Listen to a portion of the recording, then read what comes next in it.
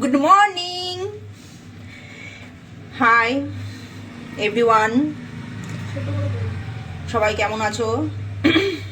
আশা করি তোমরা সবাই ভালো আছো, সুস্থ আছো। আমিও ভালো আছি, সুস্থ আছি।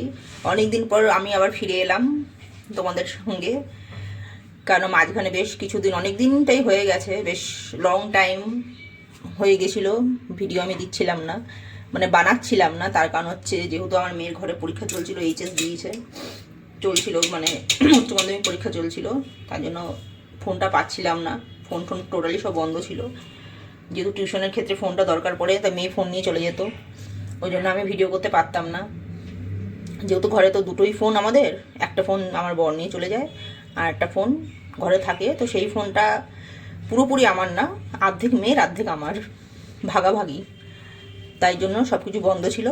তো কালকে আমার মেয়ের পরীক্ষা শেষ হয়ে, গতকাল আমার মেয়ের পরীক্ষা শেষ হবে ফাইনালি। তো আজ থেকে আমি ছোট ছোট করে আবার একটু একটু করে ভিডিও করা চালু করব, যাতে তোমাদের সঙ্গে আবার টাইম কাটাতে পারি। তো কে কেমন তোমরা ভালো লাগে, ভালোবাসো, আবার প্লিজ সবাই আমাকে হেল্প করো, পাশে থেকো। তো আজকের মতন এটুকুনি, টাটা। কোথাকার লিখতে হবে, মানে এখানকার স্থান দুর্গাপুর? আপাতত অনেক বছর পর বসেছে পড়াশোনা করতে। পড়াশোনার চাঁদার মাথায় তার নাম দিতে হবে, আজকে তারিখ দিতে হবে, ওগুলো সব ইয়ে করবো। এটা রাগ ধরে নিয়ে একটা প্লাস্টিক দে।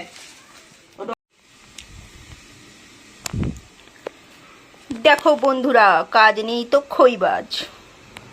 পরীক্ষা এখনো পুরোপুরিভাবে শেষও হয়নি, আর দেখো যার যেটা কাজ সে সেটা, মানে শেষ হয়নি বলতে শেষ হয়ে গেছে। কালকে ওই কি বিজনেস স্টাডির প্র্যাকটিক্যাল না ম্যাকটিক্যাল কি একটা আছে, যাই হোক, মানে মেয়ের পরীক্ষা শেষ হয়ে গেছে।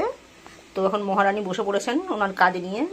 এখন এই যে দু মাসে যে কত কাপড়ের উপরে উনি রং ঢালবে, আর কাপড়গুলো দিয়ে আমার কি দুঃখিত হবে বলার মতো না।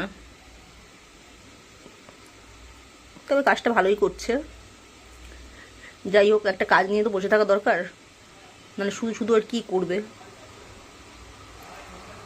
তো এই যে কাজ করছে, এটা পুরো এখন ফিনিশিং হয়নি, ফিনিশিং হোক তারপর তোমাদেরকে দেখাবো।